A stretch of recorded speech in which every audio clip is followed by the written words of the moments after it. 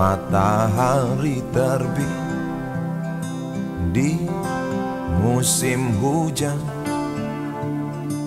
mendung menjadi teman, ada juga keindahannya.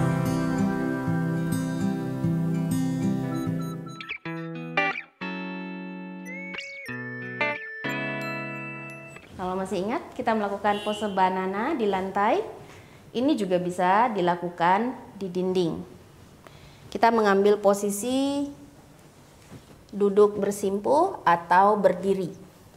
Oke, saya ambil berdiri aja ya. Kelihatan nggak, Pak?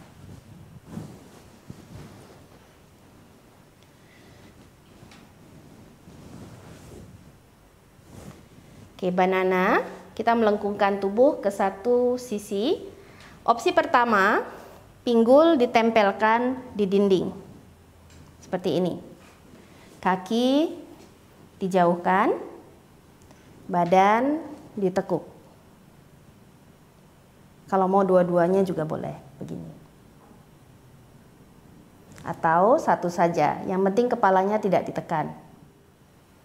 Kalau kakinya mau disilangkan juga boleh, atau satu di belakang, atau dua-duanya di sini. Jadi dua-duanya meregangkan samping badan. Jadi kalau lengan atau bahunya capek bisa turun juga.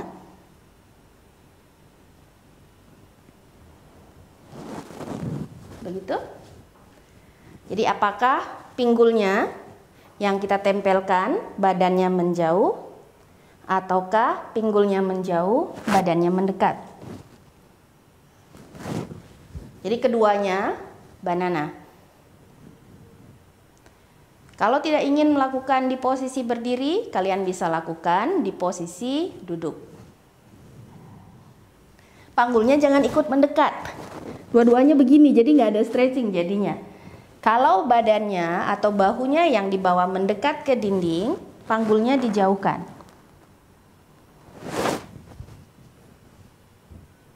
Kalau panggulnya yang mendekat, lengannya yang dijauhkan.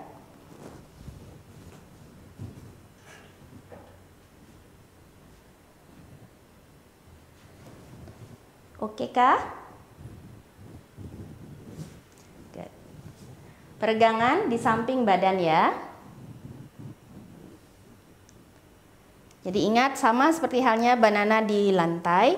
Kalau bahunya menjadi pegal karena menahan lama, diturunkan saja. Samping badannya masih tetap mendapat peregangan. Mbak Yuni, Ya. minta contoh yang duduk dong Mbak Yuni, soalnya belum pernah saya. Yang duduk tinggal kita duduk, sandarkan ke dinding. Sama, jadi panggulnya menjauh.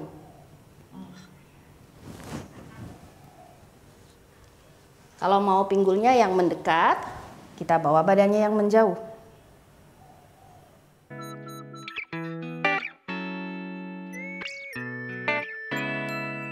Tidak bahagia, mungkin dia punya masalah di rumahnya.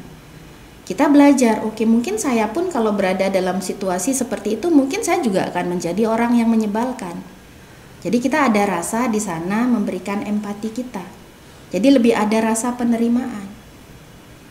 Daripada kita kesel, kita akhirnya merasa ya orang-orang seperti ini mungkin lebih banyak membutuhkan kasih sayang. Mungkin kalau saya mulai memancarkan rasa penerimaan dan berbuat baik, memberikan apresiasi kepada mereka, bisa jadi mereka akan berubah menjadi lebih baik. Pada saat kita berbuat baik, hasilnya pasti akan baik? Tidak. Tetapi apakah itu pada saat orang berbuat tidak baik kepada kita, apakah kita harus membalas dengan tidak baik? Saya yakin kalian semua tahu jawabannya. Tetapi apakah itu sudah dipraktekkan? Belum tentu, gitu kan? Kenapa tidak kita mulai dari dalam untuk mempelajari? Meskipun saat kita berbuat baik, orang membalas dengan tidak baik, itu tidak mengurangi nilai dari perbuatan baik kita. Nggak usah pedulikan hasilnya, gitu kan kita bilang. Kalau berbuat baik, niatkan berbuat baik, terserah hasilnya baik atau tidak, lepaskan. Jadi secara pengelolaan emosi pun kita pada saat seperti itu kita akan merasa lebih damai. Pada saat saya membantu si A, kemudian si A membalas air susu dengan air tuba, gitu kan? Ya kan saya tetap memberi dia air susu, semesta akan mencatat perbuatan baik saya. Apakah mereka membalas saya dengan tidak baik, itu adalah karma mereka, bukan karma saya. Gitu kan ibaratnya. Jadi pada saat seperti itu kita akan damai di dalam diri kita. Kita tidak bergantung kepada reaksi yang diberikan oleh orang-orang di sekitar kita. Nah, mungkin dengan cara itu isu-isu di dalam diri kita yang disebabkan oleh penolakan kita terhadap hal-hal di luar diri kita itu bisa sedikit pelan-pelan dikurangi. Jadi ini kan bukan hanya dalam hubungan dalam kondisi Anda sebagai gurunya, tetapi ini kan adalah masalah kita masing-masing. Mengelola emosi ini adalah masalah kita masing-masing sebelum kita bisa membantu orang lain. Kalau kitanya sendiri masih terlalu banyak hal yang complicated di dalam diri kita, bagaimana kita mau membantu orang lain? Bagaimana kita ingin memberikan energi yang baik bagi orang lain kalau di dalam diri kita saja masih julid gitu misalnya kan? Jadi belajar dulu dari dalam, kenali dulu. Kenapa kok saya sering punya masalah ya di sini? Kita coba pelajari. Oh, saya sering merasa nih kalau di belakang setelah ini kan ada di punggung nih back pain seperti yang kita bahas. Saya selama ini mungkin ngerasa aduh kok sering capek, sering kayaknya tanggung jawabnya rasanya terlalu membebani saya. Ya kita pelajari kenapa saya merasa terbebani. Kalau memang itu adalah sesuatu yang harus dilakukan, ya kita lakukan saja tanpa merasa terbebani misalnya gitu kan. Kan toh harus dilakukan gitu. Nah kita sering memandang sesuatu itu dari seperti kalau kita bilang pada saat organ kita melemah, kecenderungan negatif dari emosi yang dibawa oleh organ itu akan lebih mudah untuk muncul. Jadi pada saat kita sering merasa kok saya belakangan ini sering negatif ya pikirannya, mungkin tanpa kita sadari energi dari organ kita sedang dalam kondisi yang terkuras. Bisa jadi karena kita overwork misalnya, atau bisa jadi memang karena faktor yang lainnya. Jadi kita beri kemarin kan salah satu yang perlu kita lakukan adalah berkomitmen untuk kesehatan kita. Ya kita berikan ruang di sana untuk sedikit ngobrol dengan intim dengan diri kita sendiri. Jadi nggak hanya dengerin curhat orang lain, dengerin curhat diri kalian sendiri. Jadi pada saat melakukan latihan misalnya, melakukan pose yin, kita amati kok muncul emosi ini ya, pelajari emosi itu. Jadi sehingga kita bisa menyelesaikan sedikit demi sedikit.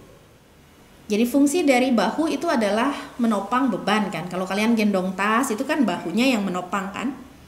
Jadi pada saat kita merasa diberikan tugas, kan ada tanggung jawab yang harus kita pikul, kita bilang biasanya kan. Jadi pada saat ada banyak tanggung jawab, ada banyak tugas, ada banyak beban yang harus kita pikul, hal ini tanpa kita sadari secara energetik itu memberi beban yang besar bagi bahu. Jadi kita akan merasa bahunya itu menjadi tegang. Karena secara mental kita ingin menopang beban yang ditumpangkan kepada bahu kita. Jadi di situ mungkin seperti di sana membawa dunia di atas pundak Anda, buat saya itu sangat make sense. Jadi pada saat kita membawa beban di bahu, kita akan mengencangkan, mengaktifkan otot bahu kita. Nah ini akan membuat ini menjadi tegang area ini. Salah satu penyebab frozen shoulder adalah seperti itu. Nunggu matahari terbit di musim hujan, mendung menjadi teman, ada juga keindahannya.